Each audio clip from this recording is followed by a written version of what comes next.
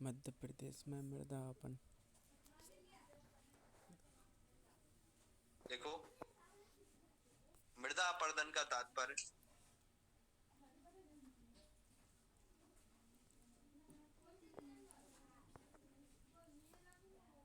मृदा अपरदन का तात्पर्य मृदा के ऊपरी संस्तरों का विनाश है।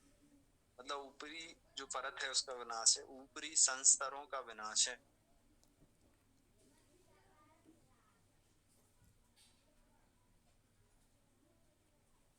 प्राकृतिक व मानवीय गतिविधियों से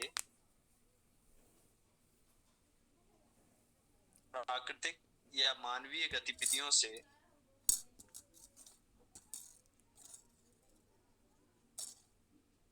अपरदनात्मक प्रक्रियाओं द्वारा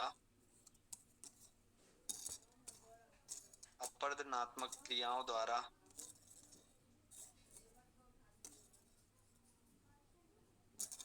मृदा की ऊपरी परत का क्षरण होता है।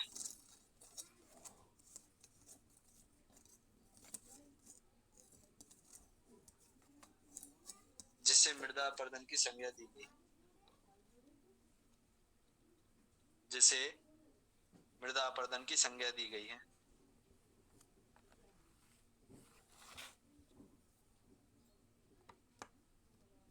अगली लाइन से हेडिंग डालो, मृदा अपरदन के लिए उत्तरदायी अपरदनात्मक कारक। मृदा अपरदन के लिए उत्तरदायी अपरदनात्मक कारक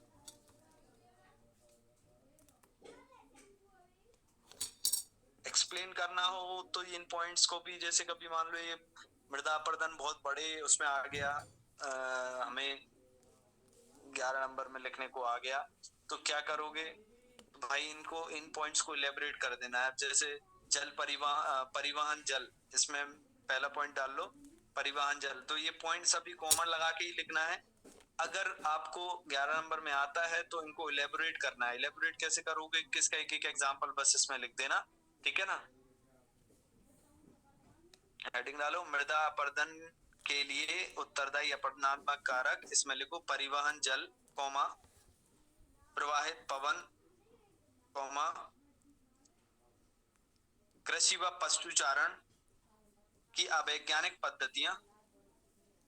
कृषि व पशुचारण की सर, परिवहन जल के बाद क्या है? परिवहित जल, इसके बाद प्रवाहित पवन, प्रवाहित पवन कृषि व पशुचारण की अवैज्ञानिक पद्धतियां।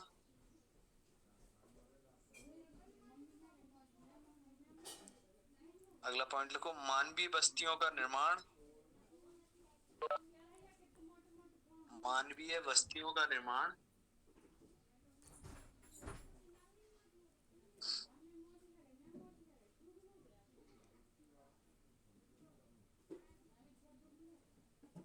अगला लिखो, खनन व अन्य मानवीय गतिविधियों को शामिल किया जाता है। खनन व अन्य मानवीय गतिविधियों को शामिल किया जाता है। अगली लाइन से लिखो,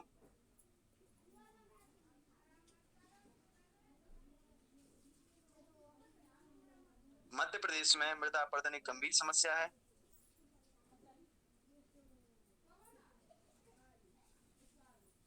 मध्य प्रदेश में मृदा अपरदन एक गंभीर समस्या है।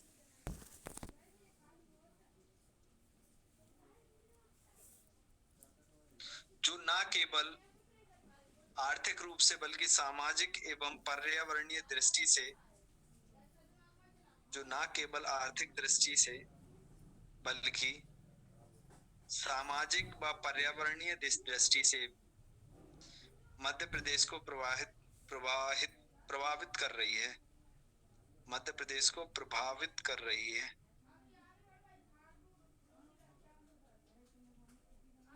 पर्यावरणीय दृष्टि से मध्य प्रदेश को प्रभावित कर रही है।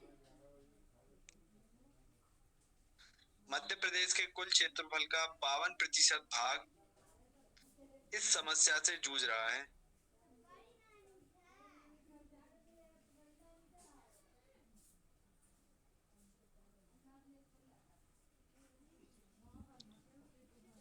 मध्य प्रदेश सरकार के अनुसार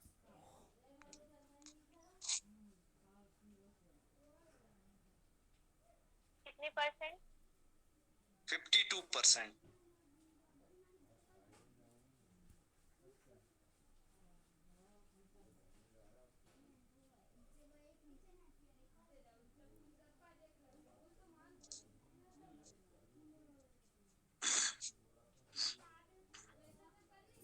मध्य प्रदेश सरकार के अनुसार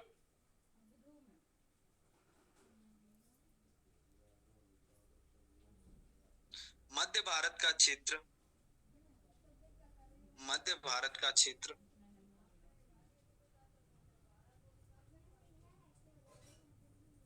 मध्य भारत का क्षेत्र मृदा अपरदन की समस्या से सर्वाधिक प्रभावित है।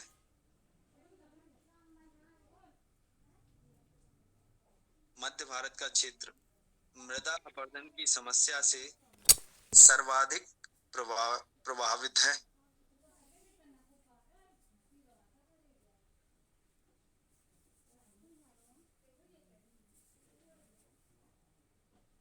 जिसमें सर्वाधिक प्रभावित क्षेत्र चंबल जिला,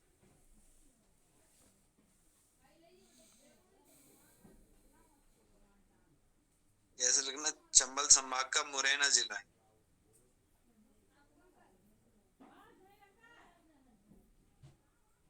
मुरैना जिला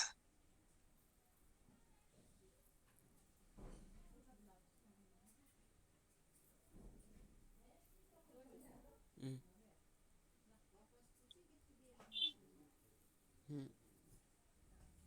5-10 मिनट बाद पूछ रहा हूँ। 10 मिनट बाद 10 मिनट बाद। अगली लाइन से लिखो, मध्य प्रदेश में मृदा अपरदन के लिए मुख्य कारक उत्तरदायी हैं।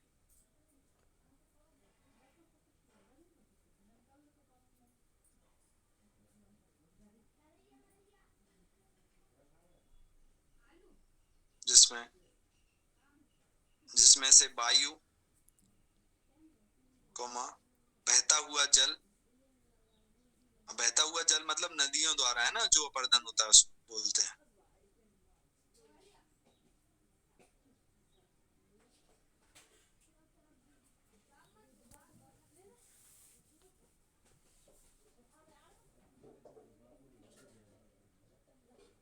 वर्षा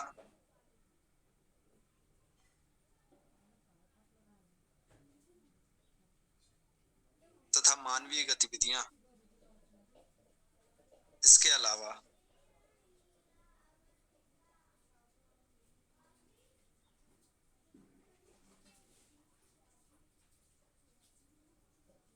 झूम कृषि प्रमुख कारक है। झूम कृषि प्रमुख कारक है।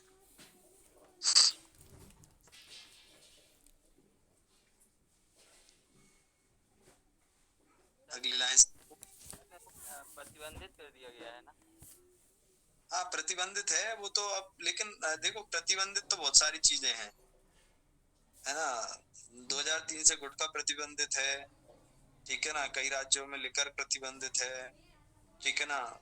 जानवरों को शिकार करना प्रतिबंधित है, पेड़ों की कटाई करना प्रतिबंधित है, ठीक है ना। लेकिन प्रतिबंधित चीज होती कहाँ है? नियम बने हैं, बस लागू नहीं है। तो कुछ क्षेत्र हैं, बहुत ज्यादा मध्य प्रदेश में वैसी नहीं होती है कृषि, है ना। ठीक है, तो यही अपना जो छिंदवाड़ा वाला घाट मंडला वाला पार्ट है, बस यहीं पे होती है। वो भी बहुत कम, कृषि होती नहीं मध्य प्रदेश में। तो अपन लिखने के लिए लिख दे रहे हैं, ठीक है। लिखो इसमें, मध्य प्रदेश का उत्तरी भाग, अगली लाइन से लिखो, मध्य प्रदेश का उत्तरी भाग, ब्रैकेट में लिखो चंबल क्षेत्र।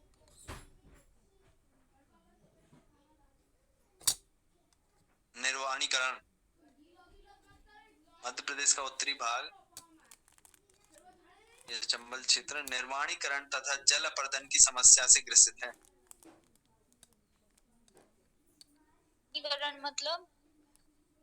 निर्वाणीकरण मतलब डेवलपमेंट बोल सकते हो।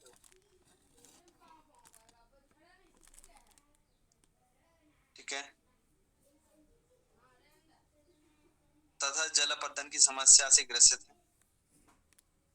यहाँ पर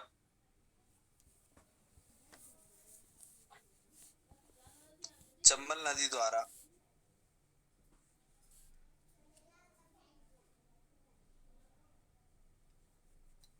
मृदा अपर्दन कर चंबल नदी द्वारा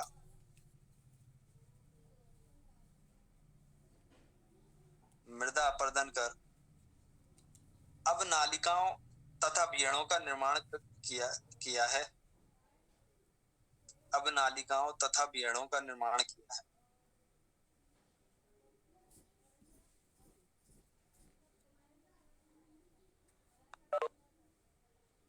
जिससे न केवल आर्थिक पिछड़ापन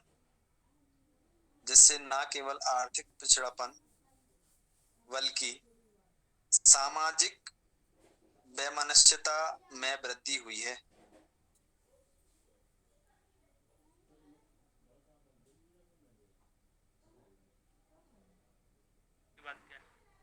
आर्थिक पिछड़ापन बल्कि सामाजिक वैमनस्यता में भी वृद्धि हुई है।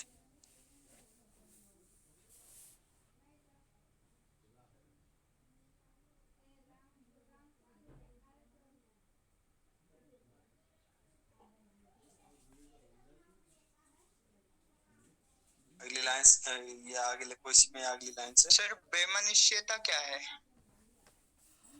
अरे मतलब लोगों में जो है एक दूसरे के प्रति अब क्या है कि आर्थिक पिछड़ापन आया, फिर वैमनस्यता मतलब जैसे कि डाकू बन गए, ये करने ऐसी गतिविधियों में लिप्त होने लगे, है ना।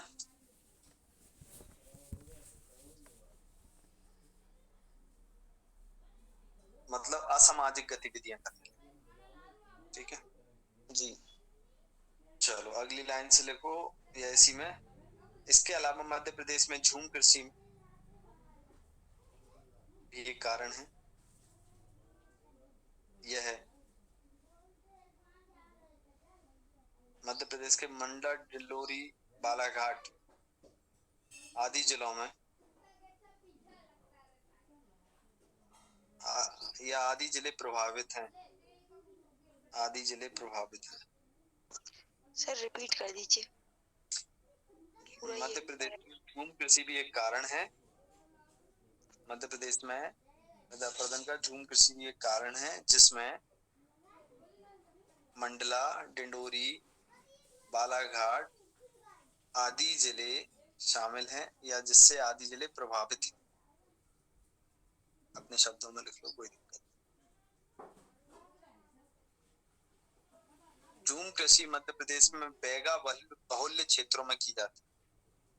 यहाँ बैगा ट्राइब रहती है, वहां पर झूम कृषि अधिक की जाती है।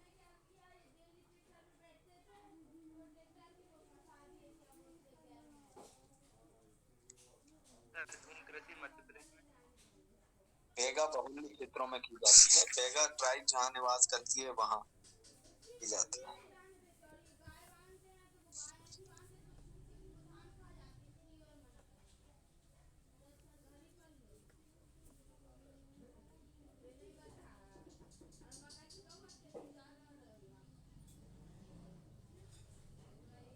चक बोलते हैं इसको। क्या? इस खेती को बैगा चक बोलते हैं ना? बैगा चक भी बोल सकते हो, ठीक है। वैसे नागा ट्राइब द्वारा की जाती है भारत में ना।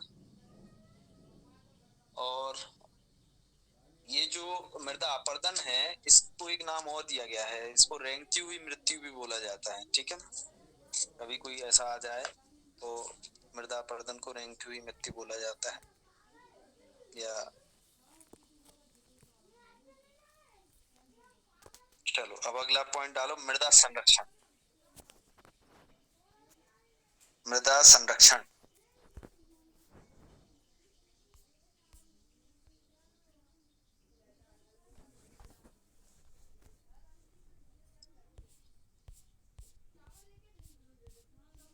मृदा संरक्षण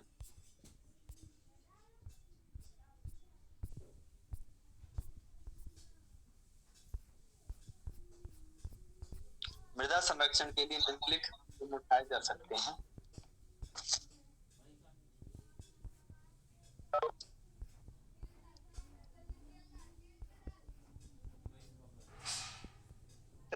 संरक्षण के लिए निम्नलिखित कदम उठाए जा सकते हैं।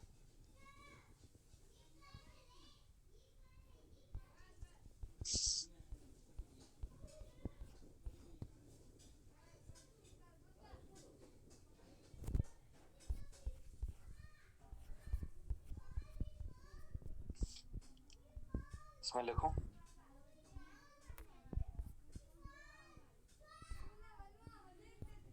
पहली हेडिंग डालो गेड़बंदी।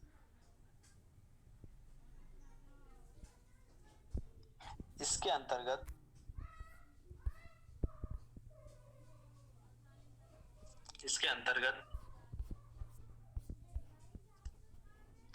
बड़े बड़े जोत के खेतों में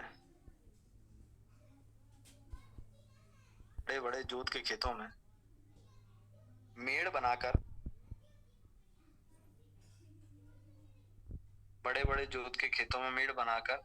जल के प्रवाह को कम किया जा सकता है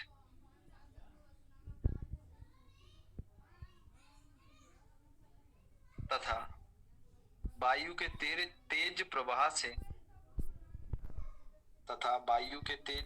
से होने वाले अपरदन को रोकने में भी यह सहायक होता है।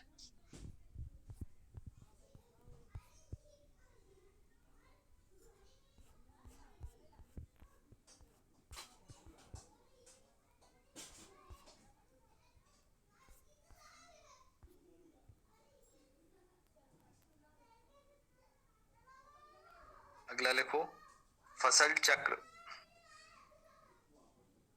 अगला पॉइंट डालो फसल चक्र। इसके अंतर्गत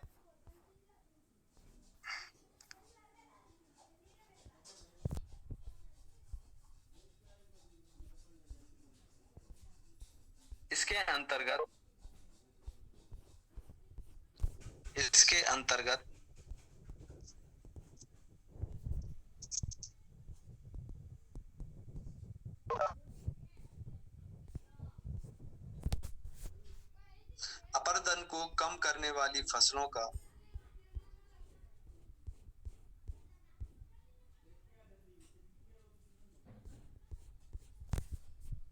अन्य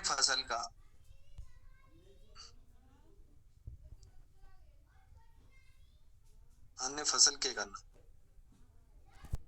अपरदन को कम करने वाली फसलों का अन्य फसल के निर्माण के साथ चक्रीकरण कर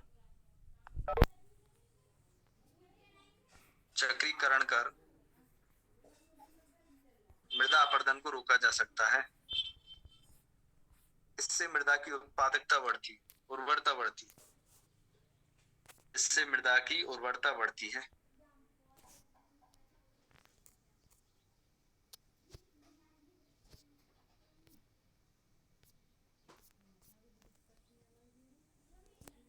अगला पॉइंट डालो पलवार या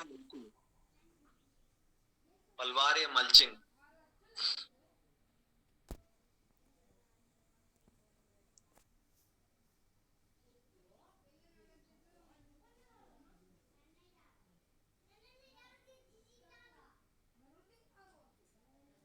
क्या होता है पलवार या मल्चिंग?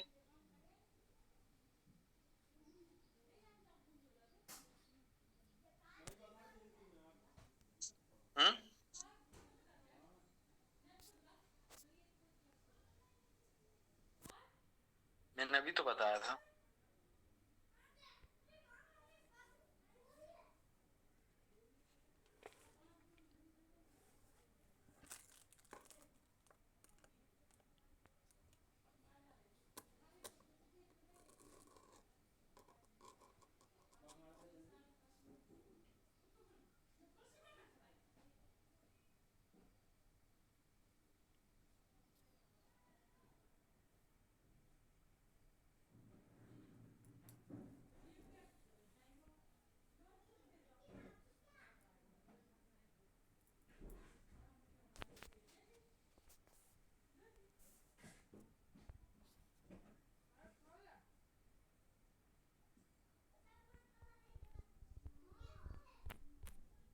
किसी को नहीं पता, इतने जल्दी भूल गए, सबके सब बोल भी नहीं रहा है कोई कि नहीं पता है, यही नहीं बोल रहा है।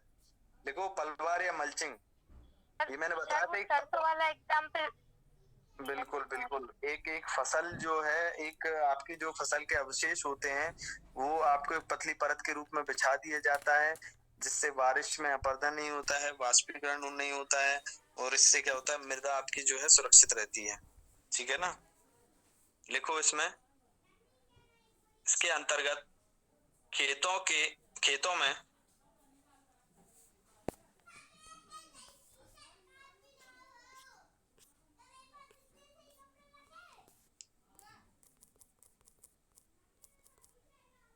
फसल अवशेष की 10 से 15 सेंटीमीटर पतली परत बिछाकर खेतों में फसल अवशेष की 10 से 15 सेंटीमीटर पतली परत बिछाकर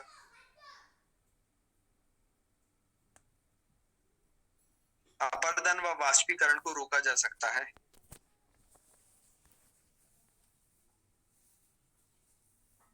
इससे मृदा का संस्तर सुरक्षित रहता है।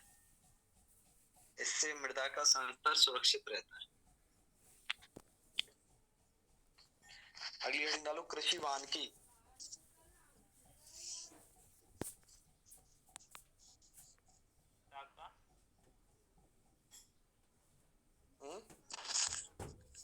कृषि वानिकी,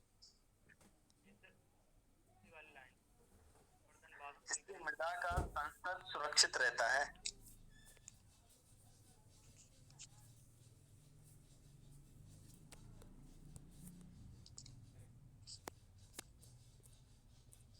अगली हेडिंग डालो, कृषि वानिकी।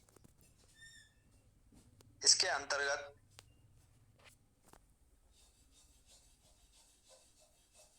खेत के चारों तरफ मेड़ों पर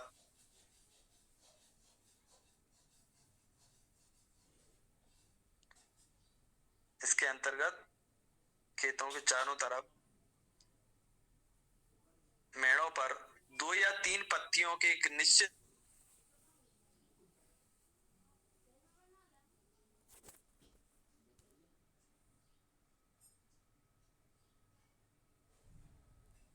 इन पत्तियों के एक निश्चित दूरी में फसलों के साथ हाँ मम्मी। वृक्षों को रोपित किया जाता है, हाँ हाँ हाँ। जिससे भी मृदा अपरदन को रोकने में सहायता मिलती है। इससे भी मृदा अपरदन को रोकने में सहायता मिलती है। 2 और 3 पत्तियों के वृक्ष। 2 और 3 पत्तियों के वृक्ष मतलब ऐसा है कि कुछ ऐसे होते हैं ना, जैसे हम बात करें, एक एग्जांपल मैं देता हूं आपको। ये हम संकर व्हील चढ़ाते हैं ना, व्हील पत्ती चढ़ाते हैं हम, वो 3 पत्तियों का पेड़ रहता है। मतलब उस पेड़ में जो भी पत्तियां होंगी, या वो 3 पत्तियां रहती हैं उसमें, एक उसमें डाल में है ना उसमें। तो इस तरीके के 2 पत्तियों वाले भी होते हैं। एक सिंगल पत्ती है, जैसे बरगद का पेड़ रहता है वो सिंगल पत्ती वाला होता है। ये 2 या 3 पत्तियों वाले भी रहते हैं। तो उससे क्या फर्क पड़ता है, मतलब अगर नॉर्मल भी लगाएंगे तो? ये फर्क पड़ता है कि ये जो है जगह ज्यादा नहीं गिरते, पेड़ों की वो रहती है, जिससे क्या होता है आपका खेत भी खराब नहीं होगा और आप उसमें फसल भी कर पाओगे, और आप दूसरी चीज का प्रोडक्शन, फलों का भी प्रोडक्शन ले पाओगे। समझ रहे हो? ऐसे रहते हैं ना ये, जैसे अपन बरगद के पेड़ और ये सारे पेड़ लगाए तो ये धीरे धीरे अपना साइज बढ़ाते जाते हैं और ये पूरे खेत में ही फैल जाएंगे। लेकिन कुछ पेड़ ऐसे होते हैं जो इनकी ऊंचाई तो बढ़ जाती है लेकिन वो अपना साइज बहुत कम, उतना नहीं बढ़ाते। तो लॉन्ग टर्म के लिए इसलिए 2 या 3 पत्तियों के वृक्ष लगाए जाते हैं। ठीक है, निश्चित दूरी में 2 या 3 पत्तियों के। सर टेक की क्लास का टाइम हुआ है। चलो ठीक है।